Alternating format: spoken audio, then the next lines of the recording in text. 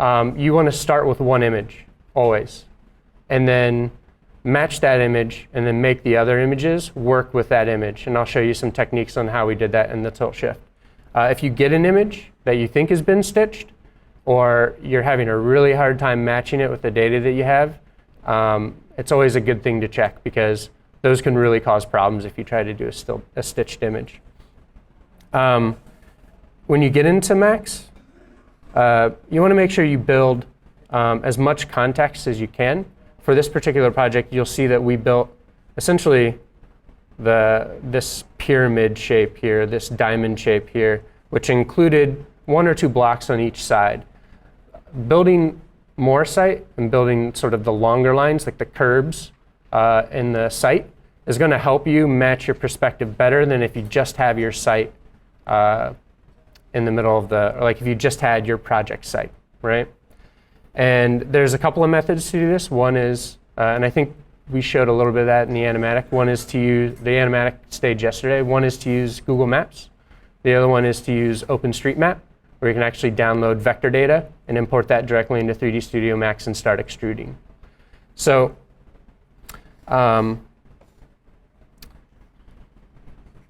let's get into Max. So I'm going to go into a top view here, just to give you guys a little bit of a look on how we started. We had the project site from the client. So we knew what our project site looked like.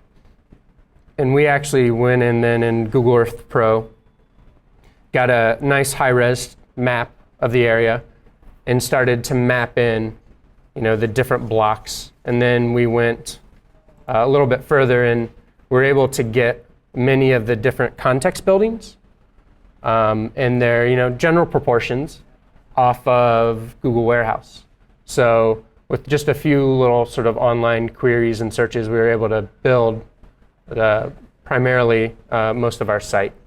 So that gave us sort of a heads up in getting that done.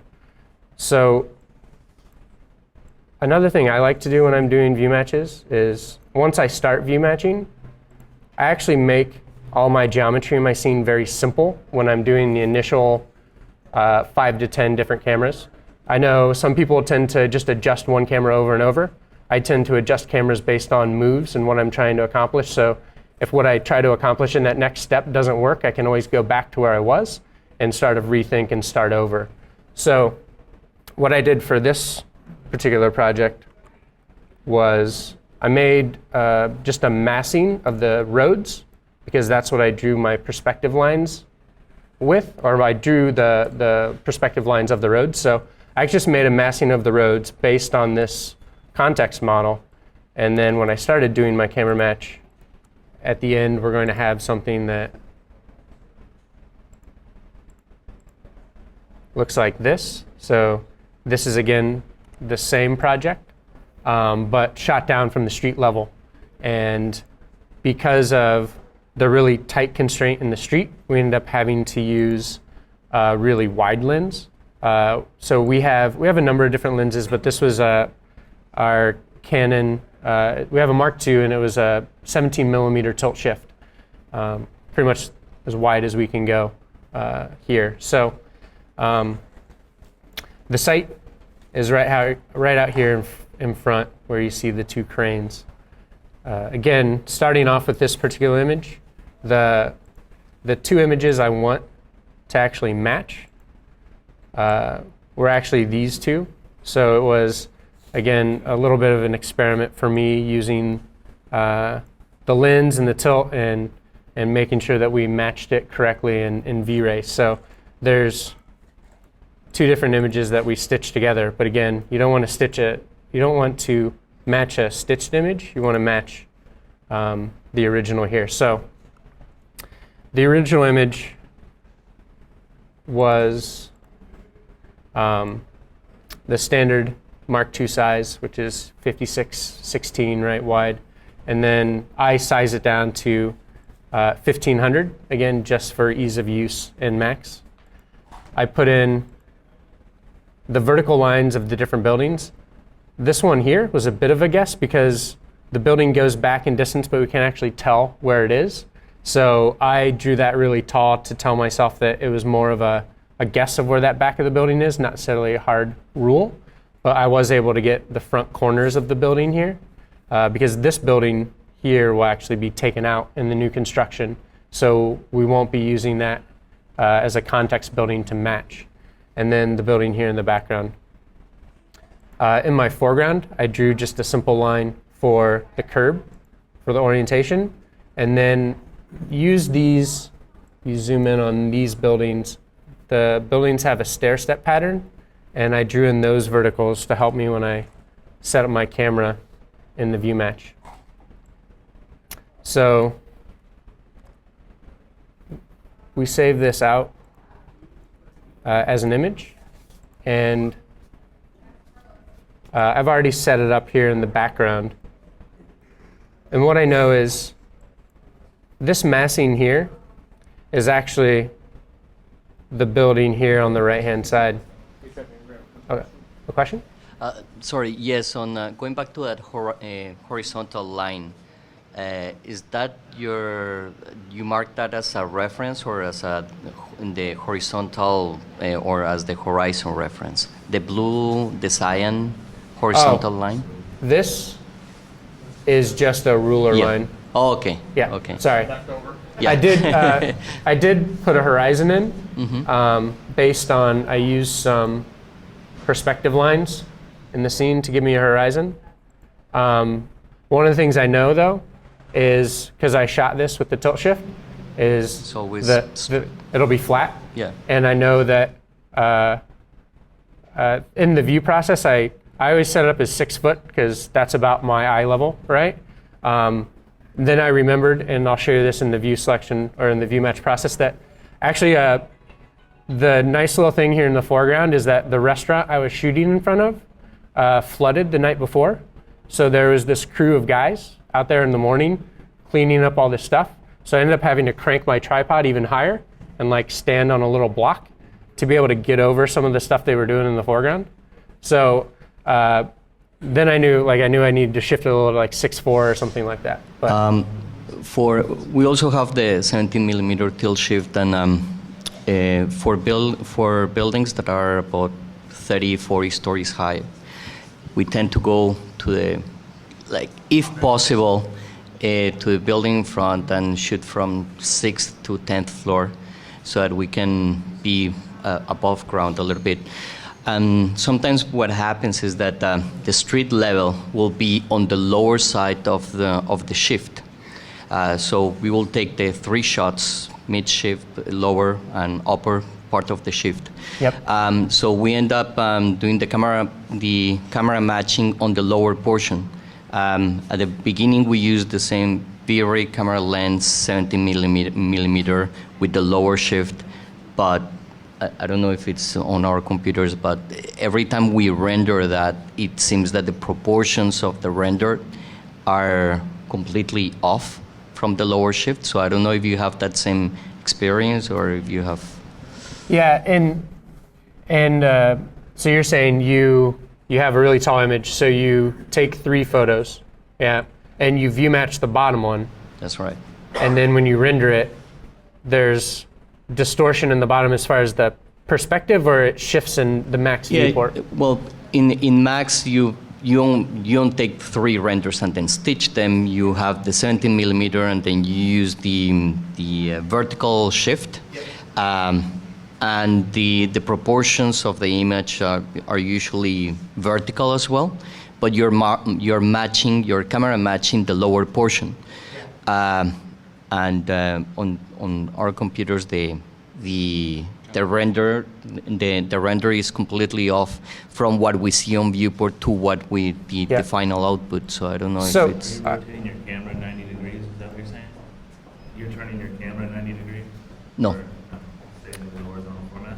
Yeah. So yeah, when the shift is. When you do your camera match, off the initial image that you use to match, so you have your bottom one. When you add the top, do you also add in your Photoshop file image to the bottom?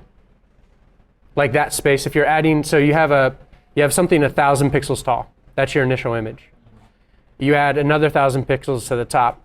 Do you add 1,000 pixels to the bottom as well? Yeah, I think we're working with the full stitched image. No. So.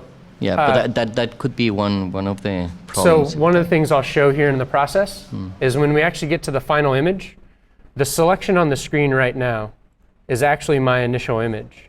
So whenever you do a tilt shift or you do a stitched image that you're putting together, you need in your max viewport when you're doing the view match to be adding, if you add to the top, you have to add the corresponding amount to the bottom. And that's going to keep your Photoshop file in your max view match correct. So if you do the bottom and you add one piece to the top and one piece to the top, and say each one of those units is 1,000. So you have the original image, which is 1,000. You add another 1,000, another 1,000. You need to add 2 to the bottom. So you're going to have a 5,000 pixel image height-wise, but then you're going to get the right view match. Once you get the view match, you can make a selection of that and crop your image in Photoshop. And then once you render it, you can just use a selection to pull it in, or you can keep the whole sized format, right? Like and just to explain that concept, if you have any image, like this, if you make a selection in Photoshop and you have another selection in Photoshop and they're the same size, you should be able to drag it into the right spot, right? So you could use that technique as well if the size became too much and you wanted to render it in a way to make that smaller. Does that make sense? So you need to preserve that aspect ratio in max, but in your Photoshop file you could delete out those empty pixels at the bottom and use a selection to actually bring in your render. Yeah. I think that makes sense, but okay. We don't have that happened to us couple of months ago, and we ended up our viewport did not match the proportions, the rendered proportion was not the same as the final image. So we ended up tweaking it here and there in Photoshop. But yeah, I think it makes sense. Okay. Thank you. Is there another question?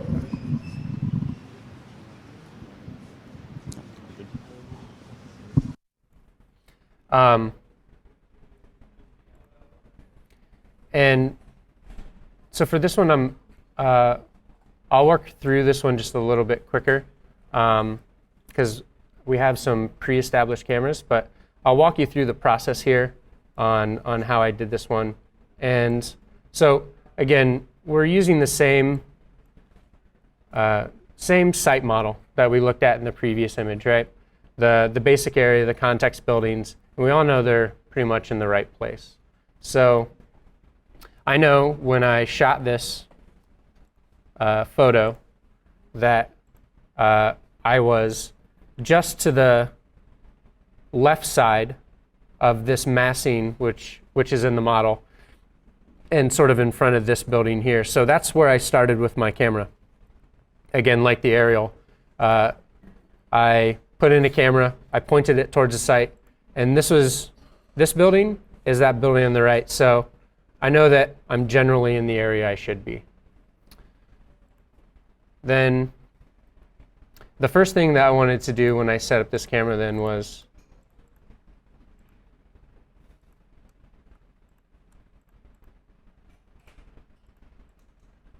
I wanted to get a little bit better of a horizontal position. So,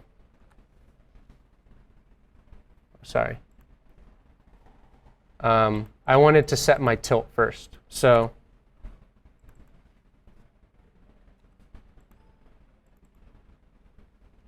what I did was between those two cameras, again, V-Ray camera, as you were discussing, with the tilt shift, you can pretty much plug in the numbers, and I knew I took it, so I knew 17 is a good place to start.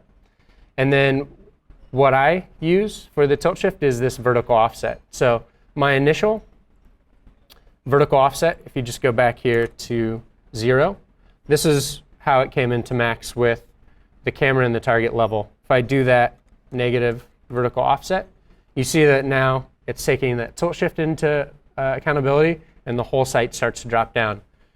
But looking at these buildings, this building needs to line up with the orange. This building needs to line up with the red. So I need to do some horizontal positioning and replacement. So I'm going to, my next camera took that into account. So I just rotated the camera and also translate it in the X and Y to start shifting it into the right position. And now you can see that this line here is starting to line up with our orange. And again, as I was saying, that this orange line is my guess based on kind of how big this building is and where it actually falls in the photo. Because I can't tell because the tree's in the way, which is a little bit unfortunate. And you can see here that these massings, the verticals are lining up in the correct proportion with the reds. They're not exactly on, but they're pretty close.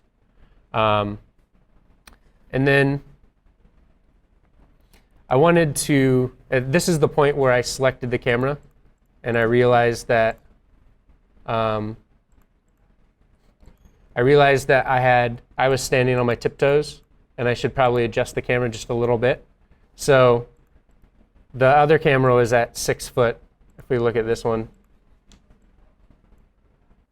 9 times out of 10, if you can get a good track, all you need to do is use an auto track.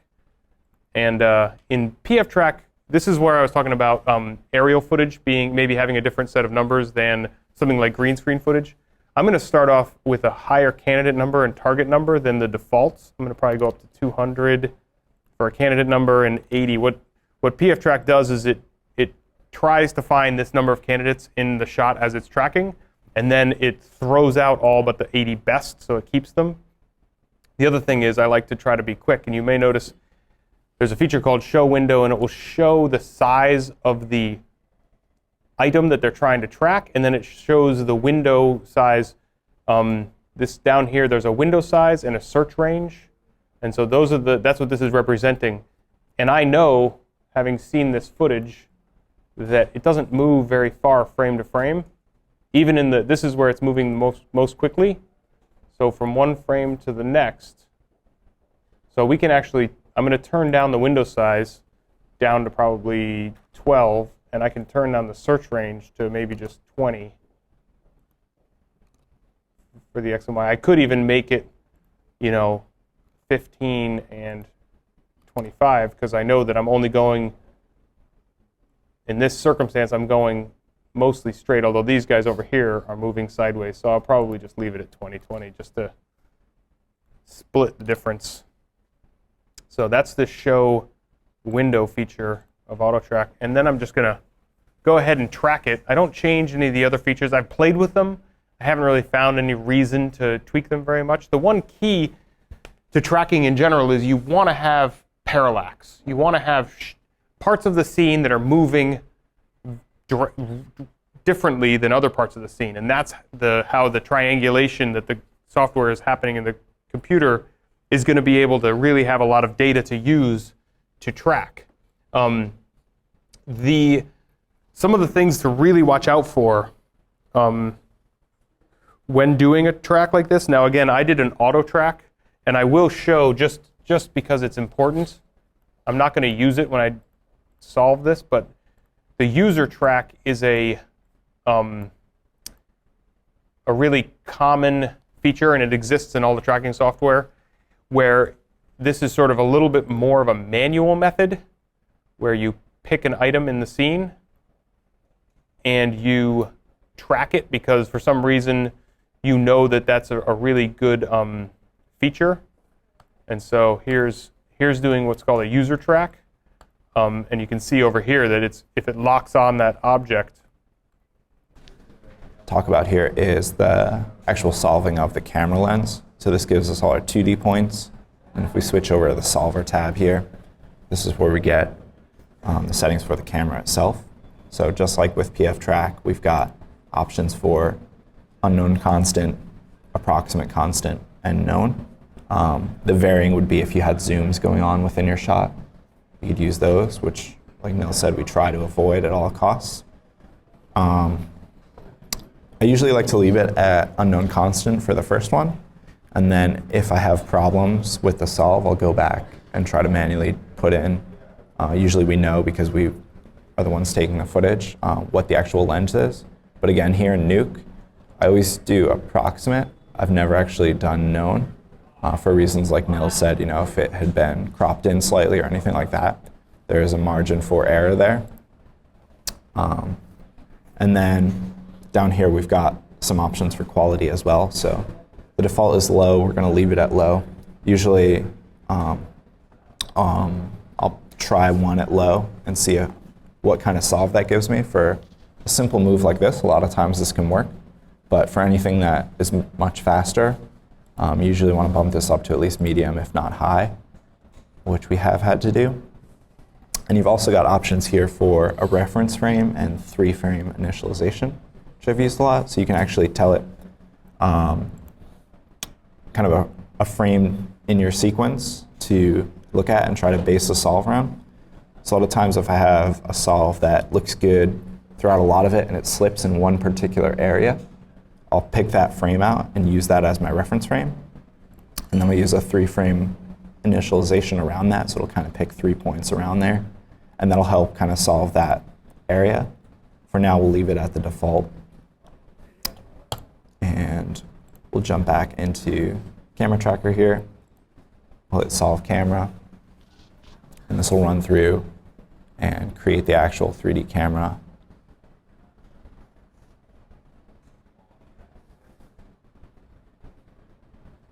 So that's all set.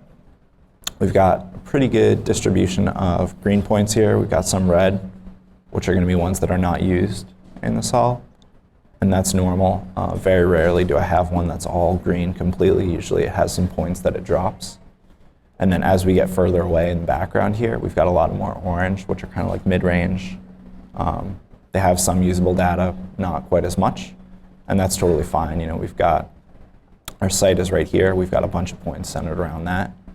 So as long as your distribution is fairly close, I find that to usually work fine. And I'll hit the create scene here. You have an option just to create the camera and output that. But the create scene will actually create a 3D element for each one of these points. And that's going to be important for when Matt brings this data into Max. You want to have those points as reference as well. So I'll hit that. It'll create a few new nodes down here for us. So we've got this tracker point cloud is, like I said, it's all these 2D points converted into a 3D helper. We've got our camera, and then we've got an actual node for our scene as well. And just like in PF Track, we can toggle this to a 3D view here, and we can take a look at our scene. And usually I like to just jump over here and make sure that everything looks flat. We can check out from like a left view or a front view.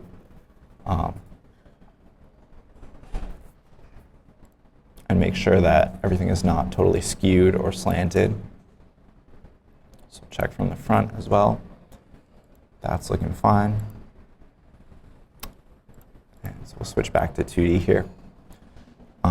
So again, with this one, just like in PF Track, we need to kind of assign a ground plane for this as well.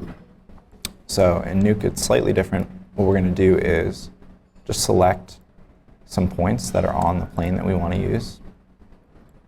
So I'll just kind of shift drag around here, and I try to err on the side of getting more points than less. It does a pretty good job of solving for them, so I like to grab a pretty good distribution of these. And when I'm happy with that, I'll right-click, come down to ground plane, and just hit set to selected. It'll give us a visual indicator that those are the ones being used. And then again here, just like in PF Track, I like to set an origin. So I'm going to drop in a cube somewhere over here where the site is. So I'd like the origin to be over there. So I'll come down again to ground plane. And this time with just one point selected, I'll hit set origin on that. And at this stage, what we can do is we can switch this back to our 3D view. And we can actually look through our camera. So I'll switch this from default to our camera, and I'll set this so So we're looking through our scene, and we want to look over that original footage. So it looks like we're a little skewed here. So we can come in and correct that on our camera tracker. We've got those rotation values as well. So just like Nils did, we can start to dial in some values here. And Nuke is also a Y-up environment. So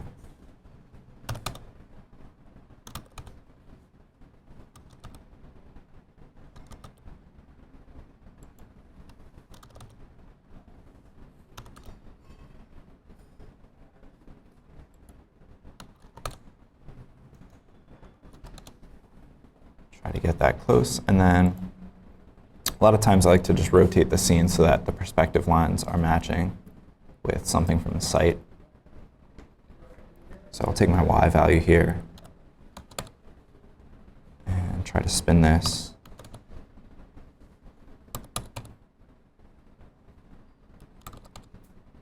So we've got something that's matching there with our road. And jump back to our 2D view here. And what you can do is, on any one of these points, you can actually create a piece of geometry. So I'm going to jump down to Create here. And I'll choose Cube. And it's going to drop in a cube node here in my hierarchy. And I'm just going to plug that directly into the scene. And when we switch back to our 3D view here, we've got that cube placed. And what we can do is, over here in the settings for it, we can begin to scale and move this into place. So we scale this down some, and in Nuke, if you highlight any number and then roll your mouse wheel over it, it's going to start to dial that value. So I find the actual gizmo in the viewport to be a little difficult to work with. So usually kind of work by just dialing these values here in the spinners rather than over there.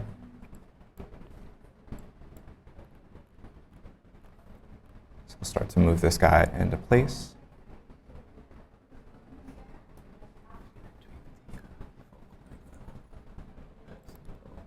Yeah. I was going to check what the setting was on the original. So I'll kind of get that into place, and then you can play this back from this view and see how our solve is looking. In this particular case, it looks like the solve was a little extreme in terms of the focal length. It's probably a little bit off here. You can see our perspective lines probably not matching in distance, even though they are here. And you can see that this guy looks like it's slipping a little bit. But in general, this is staying. It looks like the solve did a good job. This is staying where it should. It just looks like the perspective is off. So I'd be resolving for the camera in this case, not necessarily doing the whole track over again. And you can see that the perspective on this guy just looks off relative to the other things in the scene. So in order to check that, if you jump up to the camera tracker node here, and you switch over to the scene where we are, the output, you can see what it's giving you for a focal length from that solve. In this case, it's 11. If I jump back to the one that I had set up earlier, this one is a 35. So this is probably a little closer to what this was shot with. So if I pipe that into our scene here, and we take a look through that. But you can do things like having the horizon line on to check, having other context buildings that you know are accurate, the right scale and position. In this one, there's a lot of low buildings and not a lot of other features that we have built that we could match to, but even the one building helps a bit. You can go into some other views just to see that the points are kind of matching the right orientation. You'll have a few that are stray, which could have been bad tracks, or maybe they were following cars that didn't get masked out. But with so many points, even if you have some bad ones, it will work out fine. It's going to try to solve them as if they're static points. That's why it puts them underground, even though it might have tracked a moving car. To resolve that point with the rest of the solve, it will put them underground. But with enough points on the main ground plane, you should be fine. So most times you're not going to be able to just hit play in the viewport and preview things. So I'm sure most people have used the render from viewport, but I think they switch it in 2014. They did. Yeah, I think It's in a different place. it's in Tools, Preview, Grab Viewport now, and you can do create preview animation, and you can set various things: frame range, frame rate, output size, turning on different geometry and shapes and things like that. So with this, we could just do the background and the geometry, and just do it as even a wireframe. Should be fine. If you hit an AVI, it will create it and bring it up right in memory. But if you do custom file, is that 3000? Thanks. Yeah, AVI will bring it up in memory. You could save it after the fact, but custom file will allow you to save it off the bat. You can still switch it to, unfortunately, AVI is, I think, the only, you can do QuickTime here. So I don't know if it will work in 64-bit. I'm not going to render this out now because it might take a little just pulling all the frames through, but you're able to save the file out here. And I have a version that I already rendered out earlier. So this is what it spit out. Obviously, you get some shimmering with the wireframe, but you can see that the site is, one, it sticks. It doesn't slide throughout the shot, and it's not. That's one thing you want to look out for, and the other thing is if it's jittering at all, whether it's like high frequency, every frame jitters, or if there's big bumps in it. You can notice that here too, but also noticing the horizon line sticking pretty well. So from here, the next step that we would normally do is to set up some lighting. Sometimes you know more information than others. In this case, we know where the site is in reality, so that can help us at least know what direction north is and what part of the world it's on. If you were to use a daylight system to set up a similar lighting, that would help you. So I have in Google Maps here the site. It's, I don't know, a few miles west of where we are. We're down here. It's just down the Mass Pike, down 90, kind of on the edge of Boston. So it's this pad here, this tan building, or rather this building right here is the pink building that we had the massing for. So one thing you'll notice if you're looking at the top down here versus the top down in Max is the site here is, was built at 90 degrees, which most times your buildings in site are, just for ease of modeling and working with it.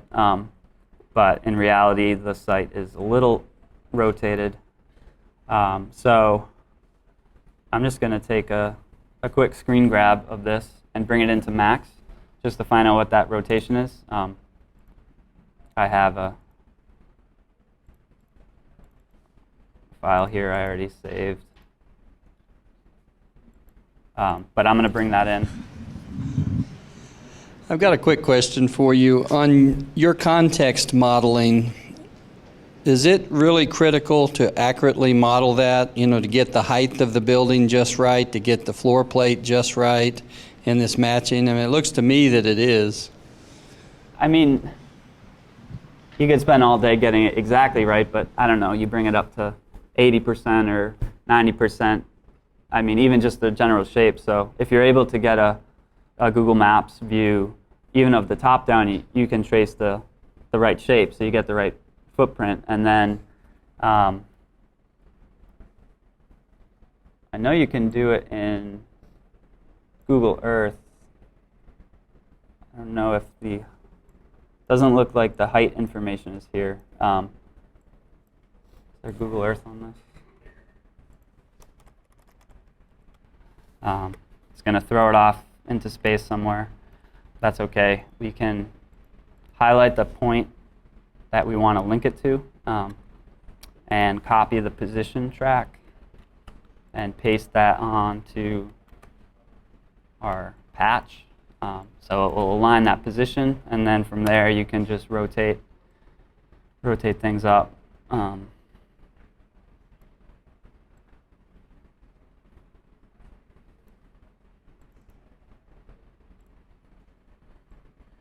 are we doing? So it's a guessing game with this.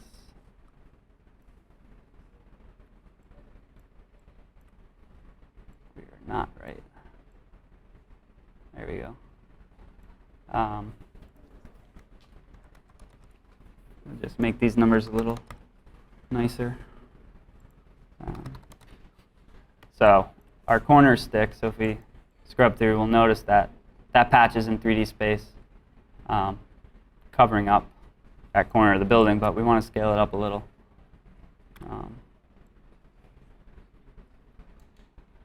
And I've made this patch way too big. I kind of forgot how much of the cranes blocked it when I was putting it together, so I just got more than we need. I'm going to drop it down a little. And then from here, you can kind of just mask it off roughly what you need. Maybe it'd be better to draw a straight line on one of the floors just to have it be a little nicer. So you'll fine-tune it a little here, just making sure the windows and everything line up, but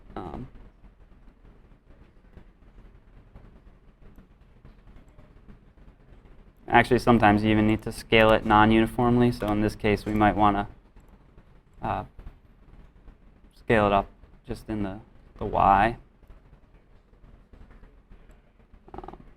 But you know, it's just eyeballing it, getting a rough match. This isn't perfect. I'm not going to spend more time on it, but with that there, then you can put the CG back on top, and I turn that patch on and off. That frame don't see a lot, but this frame, you can see how it's covering that up. So little things like that, once you have the 3D track data, you can definitely leverage it more than just rendering the main part of the site into the scene. You can use it to patch things out, or, you know, as you'll see tomorrow, putting in motion graphics and green screen people into 3D space as well in post. So I won't go through the process here, but I exported the nulls for the wall, so you could do the same thing to cut the footage back on top and put it on top of the CG. If you wanted to add the reflection of the building on the water, Yep. right now, well, would you use an animated map for the bump so that it would come also with the waves of the water? And also, how would you create the reflection so that it's also dark and blends with your natural reflections from the plate? So a couple things with this. Because there's a building right behind it, We've got this example as well. I went through and did a bunch of small example scenes because a lot of these actual files are pretty slow to work with. But a lot of the examples I did are based off this film right here. Kill the sound on this as well. So things like boards kind of coming in like this, different pieces scaling out.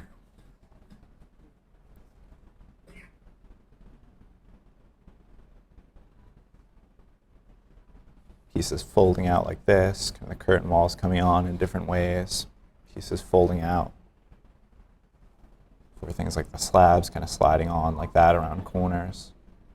So we're going to go through a bunch of those techniques, and then Matt will go through some more interior kind of techniques, and he'll talk about some of the rendering process as well.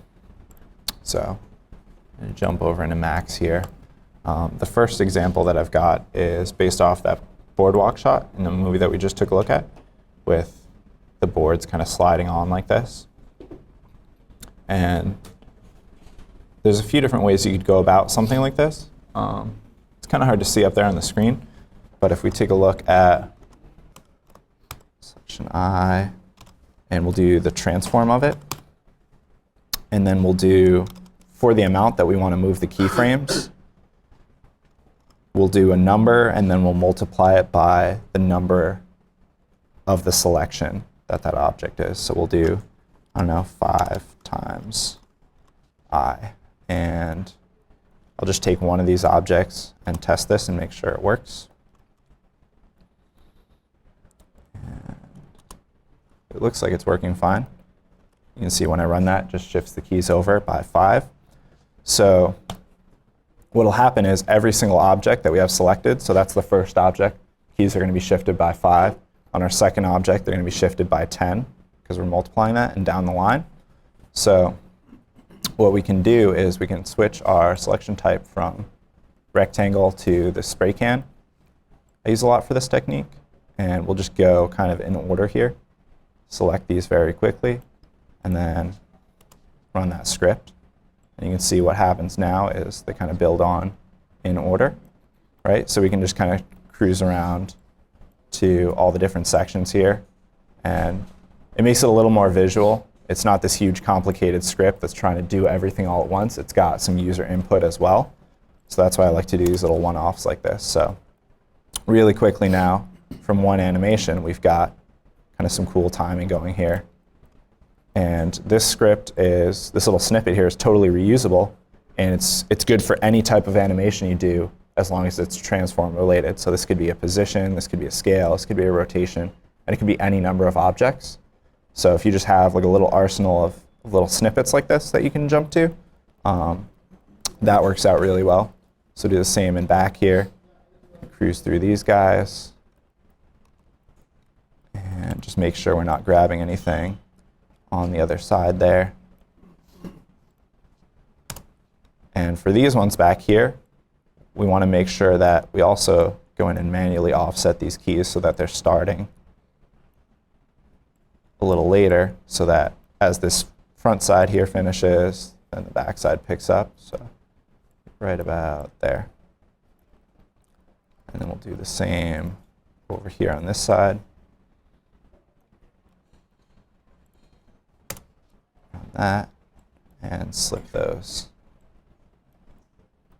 as well. There we go. So it's kind of our first piece that we have done. Those all drawn. Can move on to this guy, for example. For this one, we're looking at, if we watch the shot here, you can see these guys right here just kind of slide on. So for this one, we're going to use another slice modifier. We're just going to plan it out a little differently. So essentially what we want is, we want the slice to draw out from 2 directions and then kind of wrap around the back. So you could break this apart into 4 different pieces. or what we usually tend to do is, for something that's a square like this, we'll go in and we'll rotate this 45 degrees so that we split the difference. Move this back here. And now when we slide this, it's drawing on in 2 different directions at the same time, and it'll wrap those corners for us pretty nicely. So we can get that whole motion taken care of with one modifier. So we'll turn on auto key, run that through. I'll also switch this over to face. And now it's just kind of choreographing this to match with our other motions. So maybe this happens a little bit later in time. So we'll kind of slide that back. And we'll just shift this end keyframe out a little bit so that those kind of coincide there. And then we can do same for some of these pieces, you know, pick out a single animation for these and then go through and offset it using some of those techniques. So again, with these ones, these are set up so that their local rotations match, so that we can rotate just once. So we'll do another quick rotation for these, 180 degrees. The floor is actually, I think, was done with a script, but more just to like a more robust script than the one that Vinny showed, but it was also just to get a little more control with something with that many pieces. You probably don't want to do it by hand every time. The examples we had showed thus far were a little smaller scale, or at least repeatable elements, but with that many individual floorboards, you probably want other scripts to help you out, but the underlying animation is still the same. It's just, you know, rotation and scale and offsetting. Some of the more organic, like the rug, was a bend modifier, which I can show you that effect as well as how the curtains were done. But it's more about just going through the model and identifying kind of what pieces you have to work with, and just giving a little thought, like how would I break that up?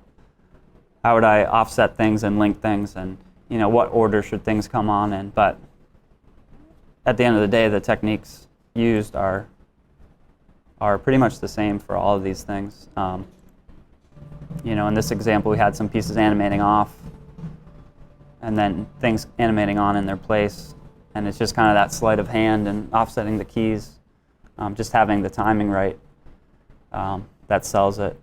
And then in these last pieces were done in post, just with mattes and changing the color and texture in After Effects, just as a secondary layer. One other thing that so going back to a couple questions earlier about rendering, for this, what we did was we turned off all of the animated pieces and rendered the static room with a more traditional save to radiance map method, where you can do the pre-pass calculation, save that to a file, and then pull it from file when you render the main pass. And again, that was with all of the animated pieces off, so all the furniture and accessories. And then for the animated pieces, we just rendered them brute force and light cache. And I believe we also had the, you can see here, the camera motion blur on, V-Ray camera motion blur. Obviously, that's not ideal every time, doing brute force and motion blur. You know, it's going to jack up your render times quite a bit, but for a piece like this where the actual animation was 30 seconds, 35 seconds, we felt like it was worth it to use those higher settings, take a hit in render time. I mean, I don't know, I want to say maybe 2 or 3 hours a frame on these with the brute force settings and the camera motion blur. And that was breaking it up into 2 passes. If we had the rest of the room on, brute forcing that as well would have been even higher, but since it was just the animated pieces, we're able to bring that time down a little bit. So let me jump into Max now.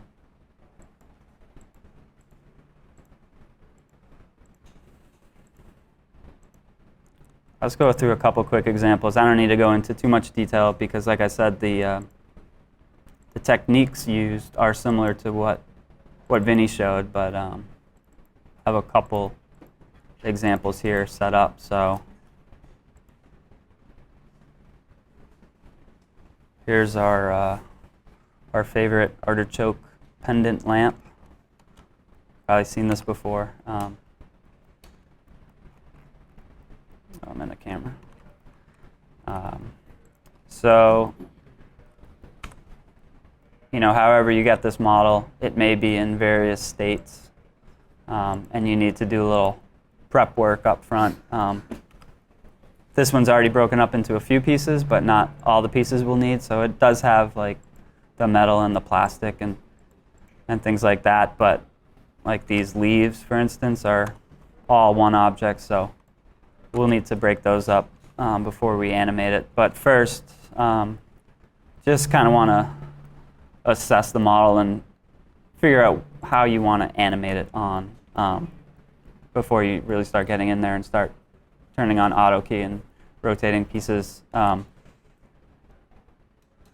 know, especially for something like this where it's a little smaller scale and you have a little more control over it, and it might be, you know, more of a detail or in the foreground. You may want to plan it out a little more. A lot of time with the exterior builds, it's, you know, so much going on and such a large scale that because so much is going on, things don't need to be, you don't want to say choreographed, not as choreographed, but at maybe the scale they're at or the distance from the camera. Maybe not as much attention to the individual pieces, but something like this, if you're going to get close to it, you may want to spend a little more time on the individual pieces. So I'm just going to hide kind of the interior structure and just deal with the leaves to start. So if you look at this, it does look like there's some kind of repeated elements, some symmetry here. You know, you count them, there's 10 segments around, but they're not all identical. It's like every other one is the same. So this first one, and the third one, and the fifth one, and so on. And then the second one, and the fourth one, and the sixth one, and so on are the same. So it looks like there's 2 levels, which you can kind of confirm here. You know, there's 5 on the top level, and then, you know, another 5 on the next level, and so on. So if we were to break this up, there's really just 2 portions of it that we need to deal with and not have to deal with the whole thing at once. So make a backup before you start doing this, but I'm going to delete a bunch of pieces out of this. So I'm going to just select the one segment there and the other segment, which is opposite of it. And I'll show you in a minute why I selected those 2 rather than the one right next to it. But I'm just going to invert that and delete the rest out. So now we have basically our 2 sections that are unique, which we can then copy around and offset later.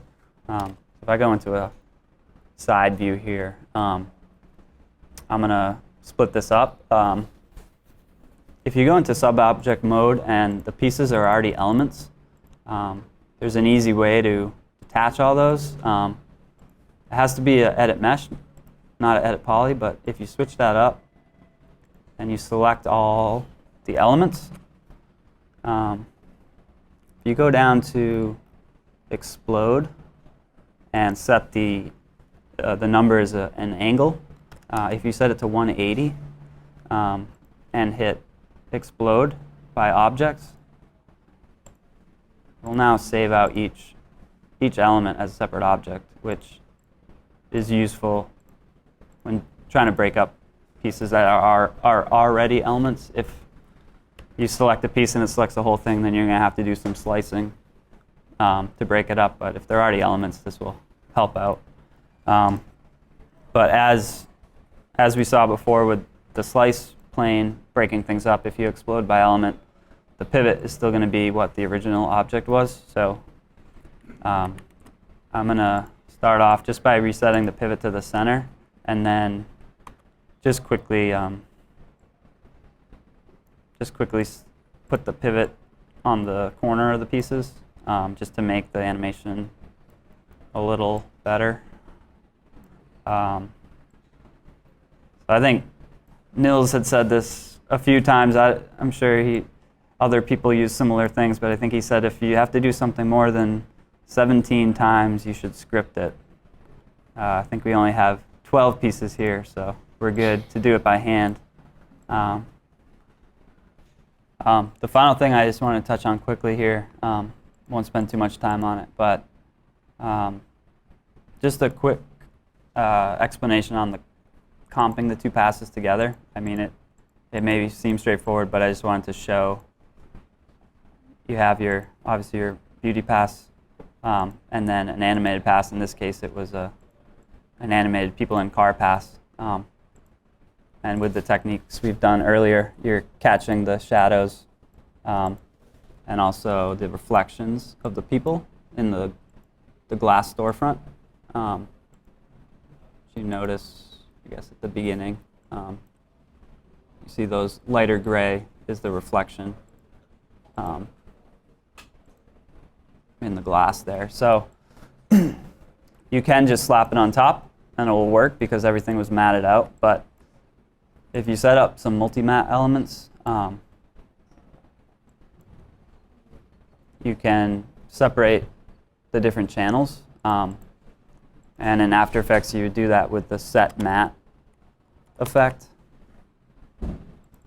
And you can pull the different channels. So pull the red. It's just the red.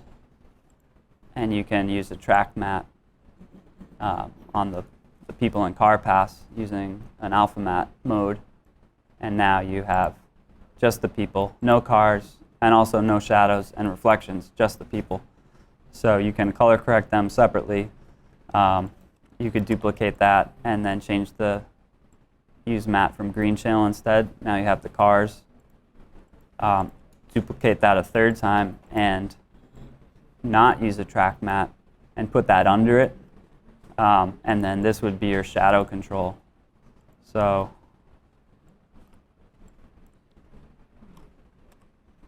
if I change the opacity, you can see that it's the shadow and reflection control. So just that simple setup, you can get the 3 layers out just with one render pass, or one time rendering it, because you get the multi-matte element for free. So you think, oh, I need the people and the cars and the shadows. Do you do it in one pass or multiple passes? You can set it up all in one pass and then break it back up in After Effects and have separate control over the different pieces. So, this was just 2, but you could set up, 10 multi-matte elements and have every person as a separate one. Or in the case of this animation, you could put each piece of furniture on a different mat and then have separate control over it from its shadows and the rest of the scene.